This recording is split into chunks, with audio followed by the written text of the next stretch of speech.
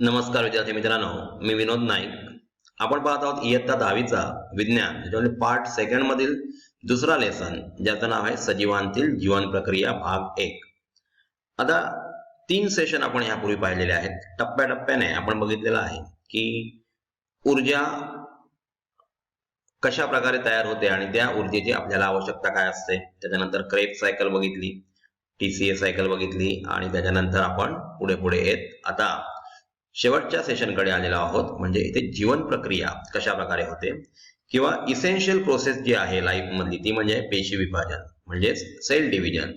ती कशा प्रकारे केंद्रकाचं विभाजन म्हणजेच कॅरिओकायनेसिस होऊन आणि पेशी द्रव्याचं विभाजन होत असते, त्याविषयी आपण याच्यामध्ये पाहणार आहोत. म्हणजेच आपण मायटोसिस आणि मियोसिस या प्रोसेसेस आपण इथे बघणार आहोत. म्हणजेच गुणसूत्री विभाजन आणि अर्धगुणसूत्री विभाजन कशा प्रकारे होतं.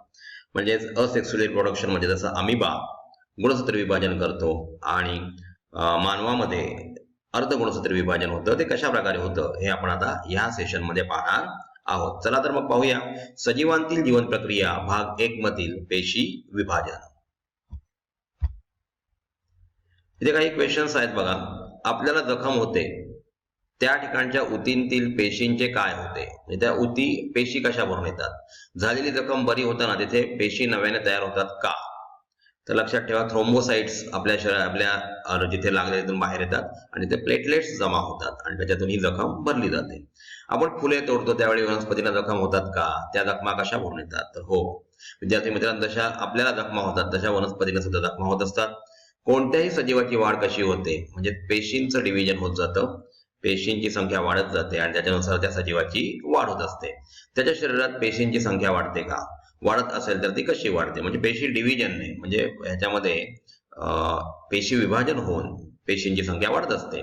एका सजीवापासून त्याच प्रजातीचा दुसरा सजीव कसा निर्माण होतो, याच्याविषयी आपण सजीवातील जीवन प्रक्रिया भाग 2 मध्ये डिटेलमध्ये स्टडी करणार आहोत. की एका सजीवापासून त्याच प्रजातीचा दुसरा सजीव म्हणजे त्याच्यामध्ये आपण मेल आणि फिमेल रिप्रोडक्टिव्ह सिस्टीम सुद्धा पाहणार आहोत. जेव्हा पेशी विभाजन एक जीवन प्रक्रिया ही एक इसेन्शियल लाईफ प्रोसेस आहे विद्यार्थी मित्रांनो. पेशींचं विभाजन व्हायलाच हवं, तरच पेशींची ग्रोथ होणार आहे. पेशी विभाजनाचे मुख्यत्वे 2 प्रकार आहेत. एक सूत्री विभाजन आणि दुसरं अर्धगुणसूत्री विभाजन म्हणजे मायटोसिस आणि मियोसिस याला म्हटलं जातं. सूत्री विभाजन शरीरातील कायिक पेशी आणि मूळ पेशी म्हणजे स्टेम सेल्स आहेत त्याच्यामध्ये घडून येते. तर अर्धगुणसूत्री विभाजन जनन पेशी अवलंबतात. लक्षात ठेवा, जनन पेशी म्हणजे जेव्हा प्रजातीची म्हणजे प्रोजेनी तयार होत असते, मेल आणि फिमेल यांच्या युनियन मधून जेव्हा नवीन संतती ऑफस्प्रिंग तयार होत असतो, संतती तयार होत असते, त्यावेळी जनन पेशीमध्ये अर्धगुणसूत्री विभाजन होऊन डिप्लॉइड पासून हॅप्लॉइड न्यूक्लियस एकत्र येतात आणि त्याच्यापासून परत एकदा डिप्लॉइड म्हणजे पेशींची संख्या असलेला सजीव आईच्या पोटामध्ये वाढत असतो. कोणत्याही प्रकारच्या पेशी विभाजनापूर्वी पेशी तिच्या केंद्रकामध्ये असलेल्या गुणसूत्रांची संख्या द्विगुणित करते. म्हणजे जर गुणसूत्रांची संख्या 2n असेल तर ती 4n केली जाते. लक्षात ठेवा कशी केली जाते. 2n असेल तर 4n. याच्याविषयी काही पिक्चर्स आपण बघणार आहोत आणि त्या पिक्चर्स बघितल्यानंतर आपल्याला कळेल की कशा प्रकारे ट्वाइस nचं कन्वर्जन 4n मध्ये केलं जातं. सूत्री पेशी विभाजन आपण बघूया. कायिक पेशी आणि मूलपेशी या सूत्री विभाजनाने विभाजित होतात. म्हणजे कायिक पेशी ज्या असतात आणि मूलपेशी हे सूत्री विभाजन करत असतात. ते सूत्री विभाजन कसं होतं ते आपण आता पुढे येणाऱ्या स्लाइड मध्ये पाहणार आहोत. बघा, हा क्रोमोझोम आपल्याला दिसतोय. याची वेगळ्या प्रकारचे जे आर्म्स आहेत किंवा याचं सेंट्रोमियर आहे, यांची नावं आपल्याला आपल्या नोटबुक मध्ये अशा प्रकारचे डायग्राम काढून आपण ही नावं शोधून दिली आहेत. अत्यंत सोपी अशी गोष्ट आहे. याच्याद्वारे आपल्याला कळेल की कशा प्रकारे आपली निर्मिती झाली. म्हणजे आईच्या पोटामध्ये आपण वाढत असताना कशा प्रकारे गुणसूत्रांची संख्या ही पहिली हॅप्लॉइड केली जाते. विद्यार्थी मित्रांनो लक्षात घ्या, आपण आपल्या शरीरामध्ये 46 गुणसूत्र असतात. त्याच्यामध्ये 44 जे असतात म्हणजे 22 पेअर जे असतात ते ऑटोसोम्स समजात गुणधर्म दाखवत असतात आणि शेवटची जी पेअर असते 23वी त्याच्यामध्ये 2 गुणसूत्र म्हणजे 46 टोटल होत असतात. तर ती सेक्स क्रोमोझोम जी असते त्याच्यानुसार ठरतं की आईच्या पोटामध्ये असलेला बाळ हे मुलगा आहे की मुलगी आहे. म्हणजे 50% चान्स असतो बॉय आणि गर्ल जन्माला येण्याची. तर आपण ते याच्यापूर्वी सुद्धा पाहिलेलं आहे आणि आता हे सेकंड सेशन मध्ये त्याच्याविषयी आपण पाहणार आहोत.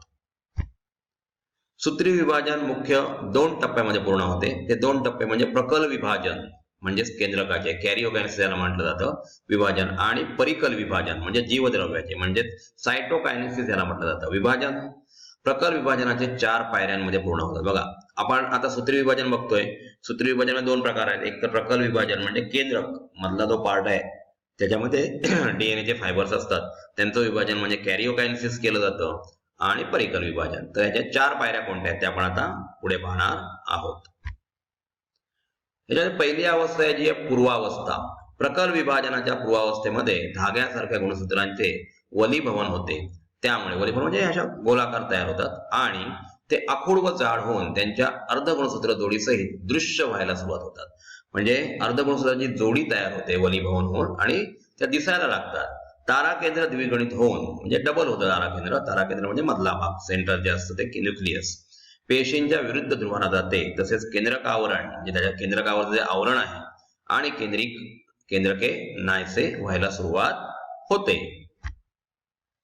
त्याच्यानंतर दुसरी अवस्था, आपण एकूण 4 अवस्था पाहणार आहोत. त्याच्यापैकी पहिली आपण बघितली पूर्वावस्था. आता बघतो आपण मध्य अवस्था. या अवस्थेत केंद्रकावरण पूर्णपणे नाहीसे झालेलं आहे.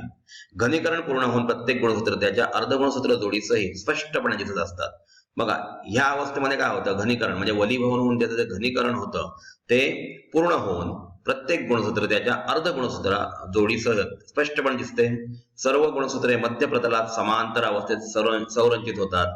दोन्ही ताराकेंद्र आणि प्रत्येक गुणसूत्राचा गुणसूत्र बिंदू या दरम्यान विशिष्ट अशा लवचिक प्रथिनांचे धागे तयार होतात.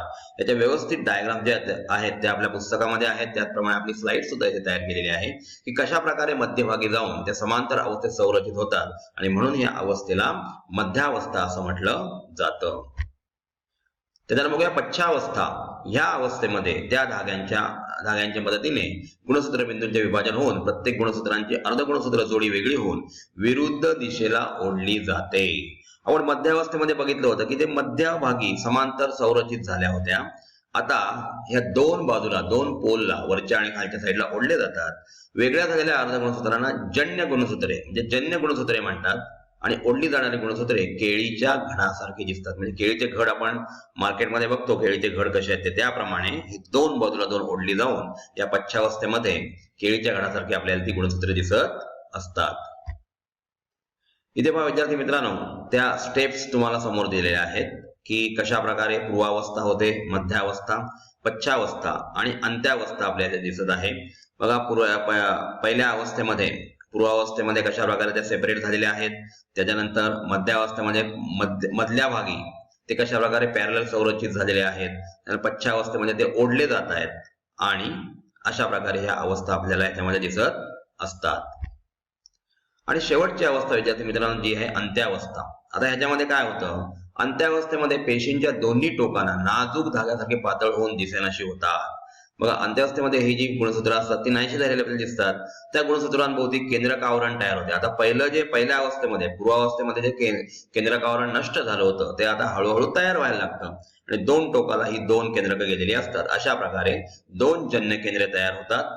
अशा तऱ्हेने प्रकल विभाजन पूर्ण होऊन परिकल विभाजन सुरुवात होते. प्रकल विभाजन म्हणजे काय, तर केंद्रकाचं विभाजन म्हणजेच कॅरिओकायनेसिस याला म्हटलं जातं. आता परिकल विभाजनाला सुरुवात होणार आहे म्हणजे सायटोकायनेसिस म्हणजे जीवद्रव्य जे आहे, पेशीमध्ये जे द्रव्य आहे त्याचं सुद्धा विभाजन होतं. परिकल विभाजनाने पेशी द्रव्याचे विभाजन होऊन 2 नवीन पेशी तयार होतात ज्यांना जन्य पेशी असं म्हटलं जातं. लक्षात ठेवायचं, याचा उच्चार जन्य पेशी असा करा. इथे जन्य पेशी असा झालेला आहे परंतु जन्य पेशी आपण त्याचा उच्चार करायचा आहे. ही अंत्यावस्था आहे. म्हणजे आपण कोणकोणत्या अवस्था बघितल्या, तर पूर्वावस्था केंद्रक आवरण नाहीसं झालं होतं. त्याच्यानंतर बघितले आपण मध्यावस्था, त्यावेळेला हे अर्धे झालेले पार्ट जे होते गुणसूत्र आणि अर्धगुणसूत्रांच्या जोड्या, हे आपण मध्यभागी समांतर संरचित झालेल्या बघितल्या. आपल्याला फिगर मध्ये जे चांगल्या प्रकारे समजू शकतो. आणि त्याच्यानंतर पश्चावस्था जी आहे त्याच्यामध्ये ते 2 बाजूला ओढले जातात आणि अंत्यावस्थेमध्ये ह्याच्यावरती परत एकदा जे पहिल्या अवस्थेमध्ये जे केंद्रक आवरण नष्ट झालं होतं ते आवरण इथं आलेलं दिसतंय आणि त्याच्यानंतर 2 केंद्रक वेगळी होऊन आता परिकल विभाजन व्हायला सुरुवात होते. म्हणजे पहिलं प्रकाल विभाजन झालं, प्रकाल म्हणजेच केंद्रकाचं विभाजन झालं आणि आता इथे पेशी द्रव्याचं विभाजन होऊन 2 जन्य पेशी तयार होतात. विद्यार्थी मित्रांनो, इथे बघा परिकल विभाजन कशा प्रकारे होतं. परिकल विभाजन म्हणजे पेशी द्रव्याचं विभाजन होताना आपल्याला दिसतंय आणि 2 सेल कशा वेगळ्या झालेल्या आहेत त्या सुद्धा आपल्याला या इमेज मध्ये दिसत आहेत. आता आपण बघूया गुणसूत्र विभाजन. आपण पहिलं बघितलेलं आहे, ज्याच्यामध्ये 4 अवस्था आपण बघितल्या. आता अर्धसूत्री विभाजनाच्या 2 भाग असतात. अर्धसूत्री विभाजन 2 टप्प्यांमध्ये पूर्ण होतं. अर्धसूत्री विभाजन भाग 1 आणि भाग 2. नंतर ती सजातीय गुणसूत्रे 2 संचांमध्ये विभागली जाऊन 2 एकगुणी पेशी तयार होतात. म्हणजे आता इथे अर्धसूत्री विभाजन म्हणजे आपण त्याला मिओसिस म्हणतो, ते 2 भागामध्ये होतं आणि 2 सजातीय गुणसूत्रे जे तयार झालेले आपल्याला दिसतात. आपल्याला माहित आहे की अर्धगुणसूत्री विभाजन जे आहे ते जनन पेशींमध्ये होत असतं. म्हणजे जिथे नवीन संततीची निर्मिती होत असते त्या जनन पेशींमध्ये अर्धसूत्री विभाजन होत असतं आणि त्याच्यामुळे दोन्हीकडले कॅरेक्टर्स जे असतात, समजा मी तुम्हाला सांगितलं, आपण जर मानवाचा विचार केला तर मानवामध्ये मेल आणि फिमेल मध्ये 46 गुणसूत्र आहेत, म्हणजे 23 जोड्या आहेत. ज्या वेळेला संततीची निर्मिती होत असते विद्यार्थी मित्रांनो, त्यावेळेला डीएनए मार्फत 23 म्हणजे अर्धगुणसूत्री विभाजन म्हणजे अर्धे म्हणजे 23 आणि बाबांकडून म्हणजे आपल्या पॅरेंट्स मध्ये आपल्या वडिलांकडून अर्धे आणि आईकडून अर्धे म्हणजे 23 असे गुणसूत्र एकत्र येतात आणि त्याच्यापासून 46 गुणसूत्रांचं त्या बाळाचं शरीर तयार होत असतं. इथे पहा आपल्याला दिसतंय की कशा प्रकारे अर्धसूत्री विभाजन 2 पार्ट मध्ये होतं. आपल्याला इथे आपण इथे बघतोय की अर्धे गुणसूत्र कसे 2 टोकाला गेलेले आहेत आणि त्याच्यानंतर पश्चावस्था आपण बघतोय, मध्यावस्था किंवा पूर्वावस्था 1 ते 5 जी आहे ती पूर्वावस्था आहे. त्याच्यानंतर मध्यावस्था आपल्याला दिसते. नंतर राईट साईडला आपल्याला पश्चावस्था आणि अंत्यावस्था यामध्ये एक गुणी पेशी तयार झालेल्या आपल्याला दिसत आहेत. अर्धगुणसूत्री विभाजनाचा भाग 2 बघा. हा सूत्री विभाजनासारखाच असतो. यात भाग 1 मध्ये तयार झालेल्या दोन्ही एकगुणी पेशीतील पुनर्संयोजित अर्धगुणसूत्र जोड्या वेगळी होऊन त्या पेशी विभाजित होतात व त्यापासून 4 एकगुणी पेशी तयार होतात.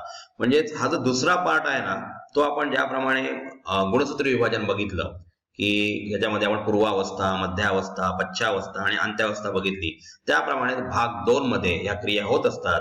त्याच्यामध्ये युग्मक आणि म्हणजे गॅमेट्स आणि बीजाणू तयार करण्याची प्रक्रिया अर्ध विभाजनाने होत असते. म्हणजे संतती जी निर्माण होते ती संतती सेक्स्युअल रिप्रोडक्शन मध्ये अर्धगुणसूत्री विभाजनाने होत असते.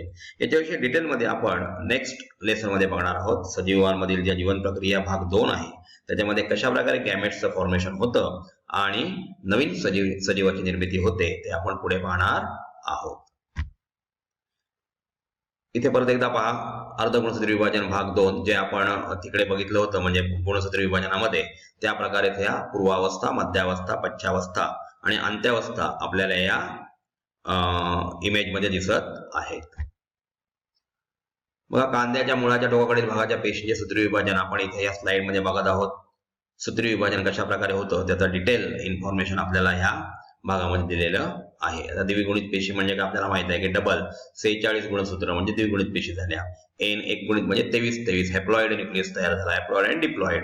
सजातीय गुणसूत्र म्हणजे काय, ते एकाच प्रकारचे कॅरेक्टर्स. म्हणजे जेव्हा संतती निर्माण होत असते त्यावेळेला समजा आपल्या डोळ्यांचा रंग कसा असावा, त्याच्यामध्ये आईचे आणि वडिलांचे गुणसूत्र जे असतात त्यांच्यामध्ये कोण डॉमिनेट करतो त्याप्रमाणे समजा आईच्या डोळ्यांचा कलर जर निळा असेल आणि संततीमध्ये निळा आला, म्हणजे त्यावेळेला ज्यावेळेला रिप्रोडक्शन झालं त्यावेळेला त्या गुणसूत्रांनी काय केलं तर आपला डॉमिनन्स दाखवला आणि त्याच्यामुळे त्या संततीमध्ये आपल्याला त्याचे डोळे निळे झालेले दिसत आहेत. म्हणजे याच्याविषयी आपण डिटेलमध्ये नेक्स्ट लेसन मध्ये पाहणार आहोत.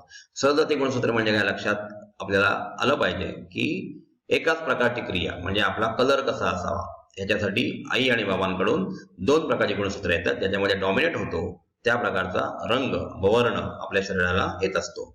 युग्मक पेशी 2n असतात की n का असतात, n का युग्मक पेशी 2n असतात. एक गुणित पेशी कशा तयार होतात ते आपण याच्यामध्ये अर्धसूत्री विभाजनाने बघितलेलं आहे. एक गुणित पेशींचे नेमकं महत्व काय आहे ते आपण बघितलेलं आहे की 2 प्रकारचे कॅरेक्टर्स एकत्र येणं आणि त्याच्यापासून नवीन संतती निर्माण होत असताना वेगवेगळे गुणधर्म त्यांच्यामध्ये म्हणजे जो डॉमिनेट करतो आणि जो रिसेसिव्ह असतो त्याचे गुणधर्म दिसत नाही आणि डॉमिनेट असतो त्याचे गुणधर्म दिसतात. ते कशा प्रकारे दिसतात त्याचा डिटेल स्टडी आपण नेक्स्ट चॅप्टर मध्ये करणार आहोत.